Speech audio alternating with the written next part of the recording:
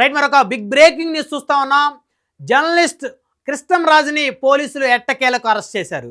గత 4 రోజుల క్రితం సాక్షి టీవీ డిబేట్లో మరి ఎనలిస్ట్గా అటెండ్ అయినటువంటి కృష్ణంరాజు చేసినటువంటి వ్యాఖ్యలతోటి ఆంధ్రప్రదేశ్ రాష్ట్రం అంతా బగ్గుమంది. అమరావతి ప్రాంతాన్ని ఉద్దేశిస్తూ, రాజధాని ప్రాంతం చుట్టూ, అమరావతి చుట్టూతా వేశ్యలు ఉన్నారంటూ జర్నలిస్ట్ కృష్ణంరాజు మాట్లాడినటువంటి మాటలు ఏవైతే ఉన్నాయో వాటి మీద అమరావతి చుట్టుపక్కల రైతులందరూ కూడా కృష్ణంరాజు వ్యాఖ్యల మీద పెద్ద ఎత్తున నిరసనలు తెలియజేశారు. ఒక అమరావతి కాకుండా ఆంధ్రప్రదేశ్ రాష్ట్రంలోని అనేక ప్రాంతాల్లో మహిళలు పెద్ద ఎత్తున నిరసన తెలిపారు. ఇది ఆంధ్రప్రదేశ్ రాష్ట్రానికి చెందినటువంటి మహిళల ఆత్మ గౌరవాన్ని కించపరిచే విధంగా సాక్షి టీవీ డిబేట్ కండక్ట్ చేసిందని చెప్పేసి పెద్ద ఎత్తున అందరూ నిరసన తెలిపారు. అయితే సీనియర్ జర్నలిస్టుగా, అనలిస్ట్గా ఉన్నటువంటి కృష్ణంరాజు అనేక సందర్భాల్లో ప్రతిరోజు కూడా సాక్షి టీవీ డిబేట్లకు అటెండ్ అవుతూ ఉంటాడు. కనీసం వారానికి 2-3 సార్లు సాక్షి టీవీ డిబేట్లతో పాటు ఇతర ఛానల్లో కూడా ఆయన డిబేట్కి అటెండ్ అవుతూ ఉంటారు.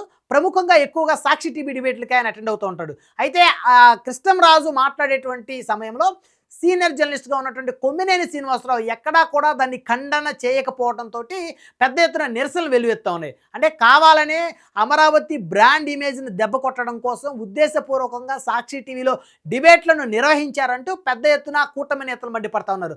అయితే గత 2 రోజుల నుంచి కూడా ఈ యొక్క అనలిస్ట్ కృష్ణంరాజు అయితే పోలీసులు కళ్ళుగప్పి తప్పించుకొని తిరుగుతూ ఉన్నాడు. నిన్న ఆయన తరపు నుంచి ఒక న్యాయవాది ముందస్తు బెయిల్ పిటిషన్ అయితే కోర్టుకు సమర్పించిన పరిస్థితి ఉంది. అయితే కోర్టు దాన్ని తోసిపుచ్చింది. ఎట్టకేలకు శ్రీకాకుళం ప్రాంతంలో పోలీసులు అనలిస్ట్ కృష్ణంరాజుని అయితే పట్టుకున్నారు. ఆయన్ని ప్రస్తుతం గుంటూరు జిల్లాకైతే తరలిస్తూ ఉన్నారు. అయితే ఈ సంఘటనకు సంబంధించి A1 నిందితుడిగా ఉన్నాడు అనలిస్ట్ కృష్ణంరాజు.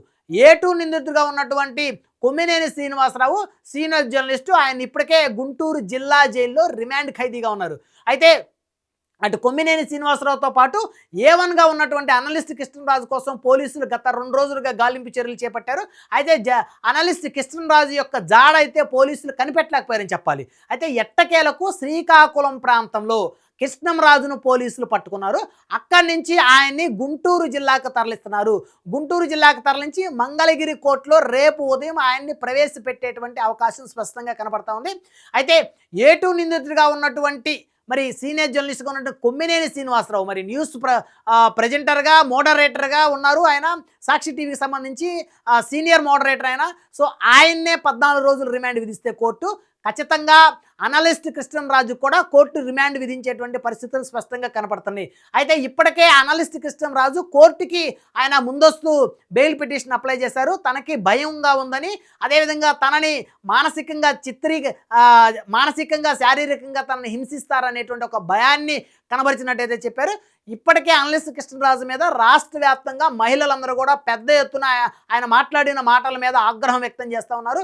ఉద్దేశపూర్వకంగా మహిళా జాతిని కించపరిచే విధంగా మాట్లాడారని చెప్పేసి తెలుగుదేశం పార్టీ శ్రేణులు పెద్ద ఎత్తున మాట్లాడుతున్నారు. అయితే ఈ నేపథ్యంలో తనని పోలీసులు తన మీద 3rd డిగ్రీ ప్రయోగిస్తారని, అదేవిధంగా తనని చిత్రహింసలు గురి చేస్తారని చెప్పేసి ముందుగానే ముందస్తు బెయిల్ పిటిషన్ ఆయన తరపు న్యాయవాది కోర్టుకు సమర్పించారు. అయితే కోర్టు అయితే దాన్ని అయితే అంగీకరించినట్లయితే లేదు, ఆయనకు ముందస్తు బెయిల్ పిటిషన్ అయితే యాక్సెప్ట్ చేయలేదు. అయితే ఆ బెయిల్ పిటిషన్లో ఆయన తరపు న్యాయవాది ఖచ్చితంగా కోర్టుకు హాజరవుతాను, పోలీస్ స్టేషన్కి హాజరవుతాను, విచారణకు నేను సహకరిస్తాను, నాకు బెయిల్ మంజూరు చేయమని చెప్పేసి అయితే ఆయన కోరారు. అయితే దానికి సంబంధించి అయితే ఆయనకైతే ఇప్పటివరకు బెయిల్ రాలేదు. సో మొత్తానికి అనలిస్ట్ కృష్ణంరాజును అయితే పోలీసులు ఎట్టకేలకు శ్రీకాకుళం ప్రాంతంలో పట్టుకున్నారని చెప్పాలి. అక్కడి నుంచి గుంటూరు పోలీస్ స్టేషన్కి తరలిస్తారు, గుంటూరు జైలుకి తరలిస్తారు. అక్కడి నుంచి మంగళగిరి కోర్టుకు ముందు ప్రత్యేకించి మంగళగిరి కోర్టులో హాజరుపరిస్తే అక్కడ మంగళగిరి కోర్టు ఆయనకి రిమాండ్ విధించేటువంటి పరిస్థితి స్పష్టంగా కనపడుతున్నాయి. ఎందుకంటే A2గా ఉన్న వ్యక్తికే కోర్టు రిమాండ్ విధించింది కాబట్టి A1గా ఉన్న వ్యక్తికి కూడా ఖచ్చితంగా కోర్టు రిమాండ్ విధిస్తుంది కాబట్టి ఖచ్చితంగా ఆయన కూడా గుంటూరు జిల్లా జైల్లో ఉంచేటువంటి అవకాశం ఉంది. సో మొత్తానికి అనలిస్ట్ కృష్ణరాజు అయితే భయభ్రాంతులు గురవుతున్నట్టయితే స్పష్టంగా మనకైతే అర్థమవుతోంది. ఎందుకంటే ఆయన ఏదైతే బెయిల్ పిటిషన్ దాఖలు చేశాడో తన లాయర్ ద్వారా, సో అందులో అవే పొందుపరిచాడు. తనకి భయంగా ఉందని, తనని చిత్రబాధకు గురి చేస్తారనేటువంటి భయం ఉందని చెప్పేసి అయితే ఆయన అయితే కోర్టుకు తెలిపాడు. సో మొత్తానికి అనలిస్ట్ కృష్ణంరాజు గత 2 రోజులుగా ఎక్కడ ఉన్నాడు, ఎక్కడికి వెళ్ళాడు, ఒకవేళ వైసీపీ శ్రేణులు ఏమన్నా అనలిస్ట్ కృష్ణంరాజుని సేవ్ చేశాయా అని చెప్పేసి రకరకాల కోణాల్లో మేధావులు పెద్ద ఎత్తున చర్చలు జరిపారు. అయితే ఎట్టకేలకు పోలీసు యంత్రాంగం అయితే ఆయన శ్రీకాకుళంలో పట్టుకుంది. అయితే ఒక సాధారణమైనటువంటి ఒక అనలిస్టు, జర్నలిస్ట్గా ఉన్నటువంటి కృష్ణంరాజును పట్టుకోవడం కోసం ఆంధ్రప్రదేశ్ పోలీసులు 48 గంటలు కష్టపడారని చెప్పొచ్చు. సో ఎట్టకేలకు మొత్తానికైతే కృష్ణంరాజుని అయితే పట్టుకున్నారు. సో పట్టుకొని ఆయన అయితే గుంటూరు అయితే తరలిస్తున్నటువంటి పరిస్థితులు అయితే ఉన్నాయి. సో ఈ కేసుకు సంబంధించి అయితే మరి అనలిస్ట్ కృష్ణరాజుకు సంబంధించి మరి ఎన్ని రోజులు రిమాండ్ పడుతుంది అనేది అయితే రేపు కోర్టులో ఆయన హాజరుపరిచేంత వరకు అయితే మనమైతే ఏం చెప్పే పరిస్థితి లేదు. సో మొత్తానికి అనలిస్ట్ కృష్ణరాజు అయితే ఎట్టకేలకు అరెస్ట్ అయ్యాడు. తన యొక్క అభిప్రాయాలను చర్చా వేదికల ద్వారా తెలియజేసేటువంటి కృష్ణరాజు తను నోరు జారి మాట్లాడినటువంటి మాటలు ఏదైతే ఉన్నాయో ఆ మాటల వల్ల కృష్ణరాజు ప్రస్తుతం రిమాండ్ ఖైదీగా జైలుకు వెళ్ళనున్నాడు, జైలు గోడల మధ్యకి. నిన్న మొన్నటి వరకు సాక్షి టీవీలో కూర్చొని హాయిగా ప్రశాంతంగా తన యొక్క అనాలసిస్ని చెప్పేటువంటి కొమ్మినేని శ్రీనివాసరావు గారు 70 సంవత్సరాల వయసు ఉన్నటువంటి సీనియర్ జర్నలిస్ట్, ప్రశాంతంగా ఉండాల్సినటువంటి వయసులో ఆయన తన యొక్క మేధాశక్తి పూర్తిగా తగ్గిపోయి తన డిబేట్లో పాల్గొన్న వ్యక్తి ఏం మాట్లాడుతున్నాడో కూడా తనకి అర్థం కాని పరిస్థితుల్లో దానికి ఆయన వంత పాడుతూ ఆ యొక్క చర్చని ప్రొలాంగ్ చేసినటువంటి ఉద్దేశపూర్వకంగా చేసినటువంటి ఆ యొక్క చర్చ ఏదైతే ఉందో ఆ వీడియోలు బయటికి రావటం, సోషల్ మీడియా వ్యాప్తంగా వైరల్ అవ్వటం, దాని మీద మహిళా కమిషన్ చైర్పర్సన్ కూడా పెద్ద ఎత్తున రియాక్ట్ అవ్వటం, పోలీసులు రియాక్ట్ అవ్వటం, డీజీపీ గారికి అనేక మంది ఫిర్యాదులు చేయటం. సో మొత్తానికి ప్రభుత్వాన్ని కదిలించిందని చెప్పుకోవాలి. ఒక రాష్ట్ర రాజధానికి సంబంధించిన అంశం, ఒక రాష్ట్ర రాజధాని అంటే ఖచ్చితంగా ఆ రాష్ట్రానికి సంబంధించి గుండెకాయ లాంటిది.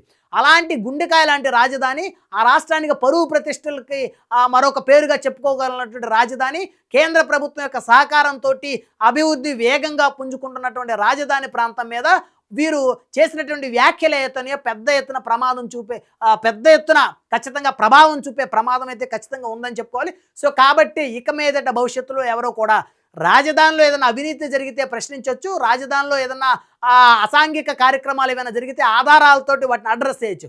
కానీ ఆధారాలు లేకుండా నిరాధారణంగా రాజధాని మీద కుట్రపూరితంగా విషం చిమ్మేటువంటి ప్రకటనలు కనుక ఎవరన్నా చేస్తే ఆ ప్రకటనల ద్వారా రాజధాని యొక్క పరువు ప్రతిష్టలు, బ్రాండ్ ఇమేజ్ దెబ్బతిని రాజధాని నిర్మాణానికి గనక ఇబ్బంది కలిగేటువంటి మాటలు గనక మాట్లాడితే ఖచ్చితంగా ఆంధ్రప్రదేశ్ ప్రభుత్వం అయితే వారిని కఠినంగా శిక్షించబోతుంది అనేదైతే ఒక ఇండికేషన్ అయితే వెళ్ళిందని చెప్పొచ్చు. అయితే జగన్మోహన్ రెడ్డి ప్రభుత్వం గత 5 సంవత్సరాల్లో ఆ అమరావతి రాజధానిని పూర్తిగా గాలికి వదిలేస్తుందని చెప్పాలి.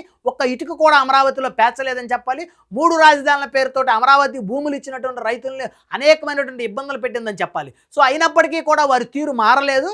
ఎన్నికలు అయిపోయిన తర్వాత కూడా ఏ యొక్క నినాదం వారు తీసుకోవడం వల్ల వారి పార్టీ పతనమైందో కనీసం దాన్ని పరిగణలోకి తీసుకోకుండా మళ్ళీ అదే అంశం మీద వారు పతనానికి కారణమైనటువంటి అదే అంశాన్ని మళ్ళీ ప్రస్తావిస్తూ సో రాజధాని మీద మళ్ళీ విషం చిమ్మి రాజధాని ప్రాంతంలో ఉన్న వ్యక్తులందరినీ కూడా తమ పాలిట శత్రువులుగా చేసుకోవడంలో వైఎస్ఆర్ కాంగ్రెస్ పార్టీ ఖచ్చితంగా ముందుకు వెళ్తుందని చెప్పాలి. సో ఇదే విధంగా కనుక జరిగితే వచ్చే ఎన్నికల వైసీపీకి 11 స్థానాలు కూడా కష్టమే అని చెప్పేసి విశ్లేషకులు అయితే భావిస్తూ ఉన్నారు.